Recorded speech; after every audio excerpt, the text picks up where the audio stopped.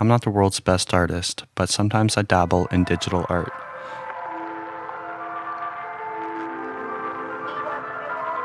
This is a piece I made earlier this year called Derealizing,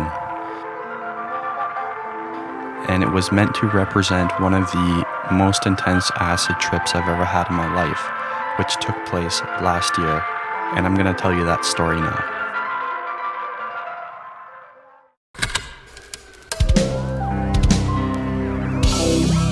Hello.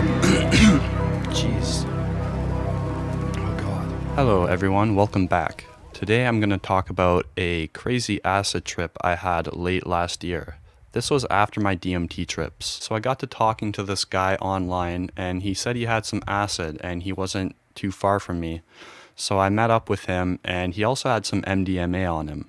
So I ended up getting both. I forget how much MDMA I got, but I got 5 hits of acid. He said it was strong stuff. That's the thing with acid. You don't really know how much is in there. You just got to take the dealer's word for it. But they weren't too expensive, so I assumed there wasn't too much in there. I wanted to trip hard, so I ended up taking 5 hits. And judging by how intense that high was, I'm guessing they might have been 200 micrograms, which would have been 1,000 micrograms, which is a really strong dose. I have done in that neighborhood before though, so I was prepared for that kind of a trip. But I kind of messed up my timing with dosing the MDMA. So as you'll see, it kind of messed up my trip about halfway through, but it was still altogether a really incredible experience.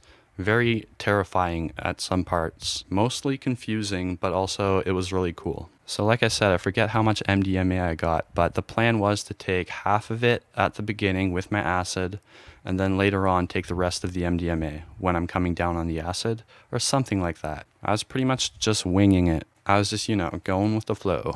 So I went and met this guy at Tim Hortons, and I got in there, and there's some sketchy crackhead with him, and this was maybe the messiest car I've ever been in, but I got my stuff, and then I left. And right there in the parking lot, I took my acid, half the MDMA. I was eager. And then I walked home. It was just around the corner. So I got home, I was chilling, and the MDMA hit me pretty quickly and pretty hard. And it was like a typical MDMA high. I was feeling really euphoric, really physically comfortable and warm and all that. All the things you'd expect from MDMA. The acid took longer than normal to hit me. And then also the MDMA started wearing off pretty quickly. So before I was really tripping on acid, the MDMA was starting to wear off. And that wasn't good because I had half the MDMA left, but I was saving that for the end of the trip, right? When I was coming down on the acid.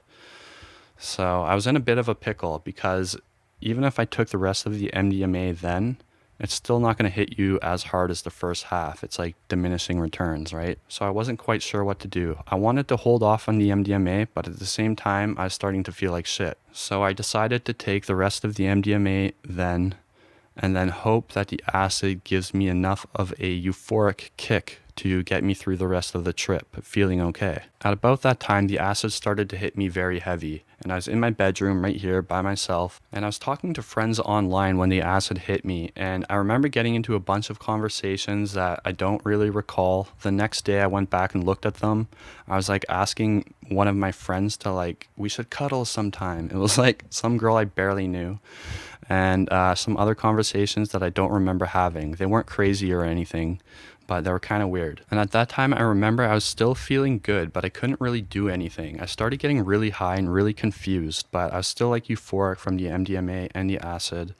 And I was just basically lying in my bed, confused. Every time I tried to start doing something, I would lose interest in it or I'd forget how to do it. I remember I went to take a hit of weed and it took me 20 minutes to figure everything out, to put it all together, to finally light it and take the hit. I was just really confused. I couldn't really accomplish anything. I ended up putting on a podcast because I couldn't really do anything else. So I put on Tiger Belly. I don't know if you guys watch that. It's like Bobby Lee. Very good podcast. I highly recommend it if you like comedy podcasts. But I remember Bobby and his girlfriend looked so funny. He's this chubby guy with his fat head, and his head just looked like a giant blob. He looked like, what's that guy from Star Wars? Jabba the Hutt. And that was maybe about my last good memory from that trip. The rest of the trip started to get really hellish and nightmarish. So the MDMA started to wear off like I knew it would, But at that point, I was tripping balls. I was nearly peaking on my acid trip. So it wasn't a good time for the MDMA to wear off. That was really providing all the serotonin for that trip. And so when the MDMA wore away, basically all my serotonin was gone. This is my theory, anyways. It makes sense though, because once that wore off, I just started feeling like shit. And the serotonin or the euphoria you get from acid was nowhere near enough to compensate for, all the serotonin that the MDMA had drained from me. MDMA is a very powerful stimulant, a very strong drug, and it just drains you. Some of my worst hangovers have been MDMA hangovers for sure. You just feel like death the next day, like psychologically and physically. It's terrible. So that had basically drained me, and I was just basically entering into this intense acid trip with no euphoria. And acid without the euphoria isn't cool. And the next 4 or 5 hours were extremely intense. I was in and out of consciousness, but I do remember some bits. The first thing I remember that was just really earth-shattering to me is I was thinking about how everything is one, how we're all connected. I was having that feeling, which is a common feeling you get on acid. But I had that feeling to the extreme. And I was thinking, if we're all connected and we're all one, well then we're extremely lonely because we're one. We're by ourselves. And I started to think that every person in the universe is just the universe manifesting itself into a new form, and the universe is one entity, and we're all just different manifestations of that one entity. And then I really started to believe that. And so I'm thinking, wait, we're just one entity. There's no other entity. We're just one single being. And so I started to think that's extremely lonely. And it's funny, that idea is supposed to be a nice, peaceful, harmonious thought. Everything is one. But somehow I turned that around into being, if everything is one, then we're just all alone. Like, I didn't like the idea that everything is one. I wanted every soul to be a unique entity, because if everyone else out there is just a different version of me, then I felt like I was in I Am Legend or something, like I was living by myself. And the whole universe is just like a game built for me. And I hated that feeling. And I started to feel extremely lonely. Profoundly lonely, lonelier than I've ever felt in my life, because I believed everything that was going on in my mind. I believed that everything is one, and that one is lonely, and that I was all alone in this entire universe. And I really felt that. And so it's not like being lonely, like, oh, I didn't go out on the weekend, I was lonely. No, it was like, I'm the only living entity ever that ever existed, that ever would exist. And that was just like extremely crushing to realize. And my trip just spiraled completely out of control after that. Because once I had that in my mind, I thought, well, why is this all built for me? And then I started getting into more simulation stuff, which you might have heard me talk about in my DMT trips. It's a common theme for me. And I started thinking it's all a simulation. And then all I can remember, I was basically writhing around on my bed for about 5 hours this entire trip. And after I realized everything is one and I'm having these terrible lonely thoughts, I was just writhing around. And all I remember is seeing zeros and ones, just seeing my walls just being torn down by zeros and ones. And I don't know how to put this into words, but I can remember seeing where reality and where like the data of the universe met, and I could see data being like synthesized into reality. Like I could see the edge of it, and I could see out my window like super far into the galaxy, and I could just see like zeros and ones as far as my eye could see, and everything was zeros and ones. And I felt extremely lonely. And then at that point I started like I could feel everything being generated. Like I felt like I was part of the computer, like I was a program script or something like that, just being played out. Felt like I was the simulation at that point, and I was zeros and ones. I was nothing at that point. I was just like code. And those were the moments of my trip that were cool and peaceful. And then I vaguely remember parts of having like MDMA come down symptoms. Like I remember my jaw, I kept clenching my jaw, I kept getting like tingles in the back of my head. But then also every time I got that, it was followed immediately by a thought of, God, I feel like shit, there's no serotonin in my brain. And yeah, for like 3 or 4 hours I was basically just contemplating if I was real, if I was anything at all, if the universe is real, if I'm all alone. And yeah, it was a pretty scary trip overall. I remember that feeling of loneliness that I got was so intense. Like I can't describe it. Uh it was the worst feeling. It was the worst feeling ever. And then yeah, for the second half of the trip, I remember a lot of zeros and ones in between the moments where like I was conscious and able to think. And then I remember at one point when I started coming to, I started texting a friend of mine and I was telling her what was happening and I was asking if she was real. And I'm like, am I real? And then I started describing all what was happening. And then she said, you're derealizing. And I never heard that term before. And I thought it sounded so I'm like, I'm what? And derealizing is like a sense of disattachment from people around you or objects around you, like you're not part of anything. And that's sort of a symptom of a dissociative disorder that some people get when they're not high. And so I saw where she was kind of going with that word, but in hindsight, I wasn't really derealizing. It was sort of similar to that phenomenon, but really what was happening is this, I was experiencing self-dissolution, which I think is something beyond derealizing. I could be wrong. Correct me if I'm wrong. But she just threw that term out there for some reason, and I lapped it up. And for the rest of the trip, all I could think was, I'm derealizing. And then so over the next few days, I started drawing that digital art piece I showed you at the beginning. And I worked on that here and there over several months.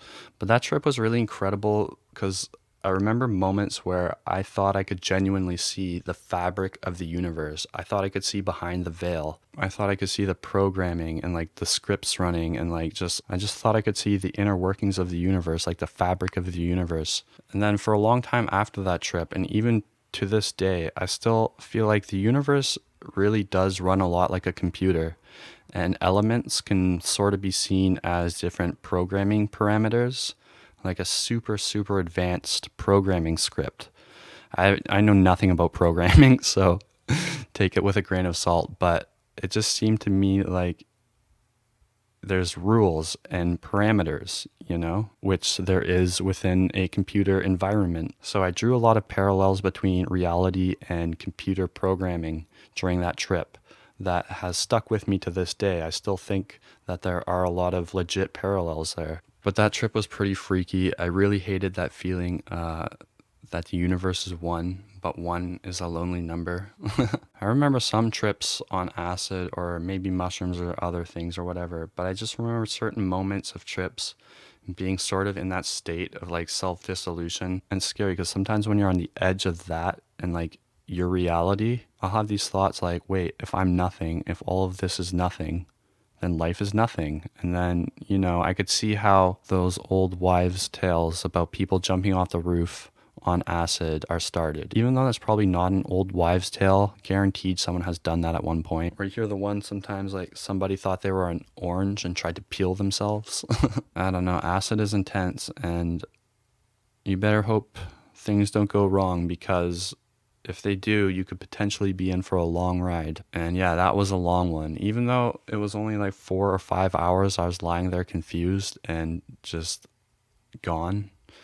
That wasn't too bad. Like, I mean, in the grand scheme of things, that was probably one of the more intense trips I had, but I've heard stories of people being fucked up for days, you know? So acid, you got to be careful with. It's not like DMT where if you have a bad trip, it's just 10 minutes. That's why I find acid a more intense drug than DMT overall.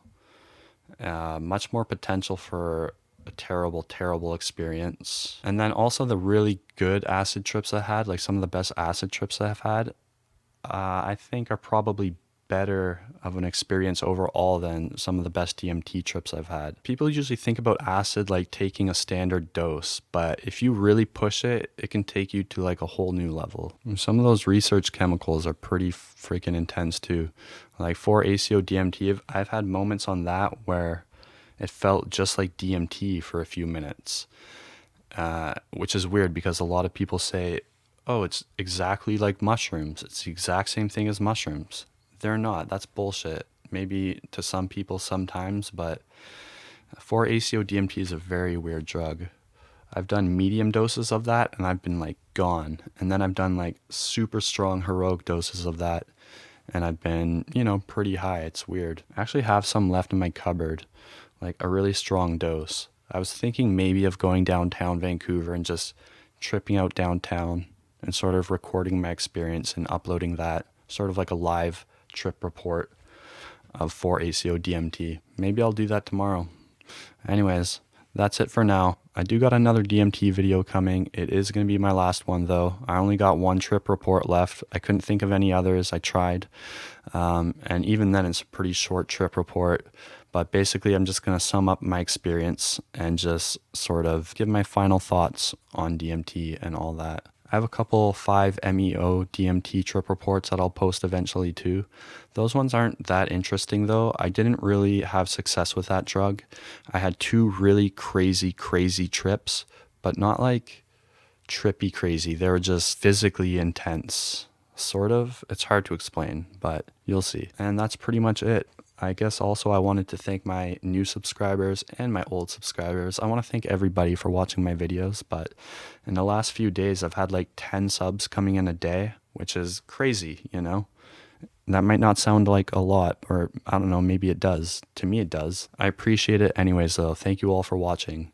At one point I'm going to have to try find a way to maybe reconcile my content into a sharper focus, Okay, I know I have crazy hand gestures, but during editing, I saw this beauty, and I think it's worth a second look. A way to maybe reconcile my content into a sharper focus.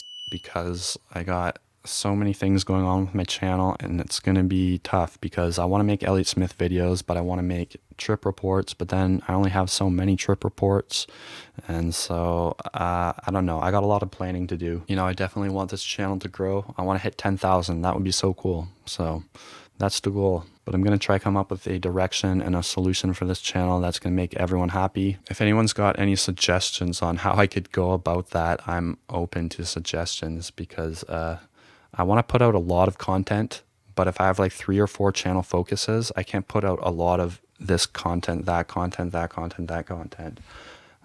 It would really benefit my channel if I had a sharper focus. All I know is that I'm happy you're here now. Thank you guys for listening. Have a great night. Peace out. Cheers. Sorry, that was not me.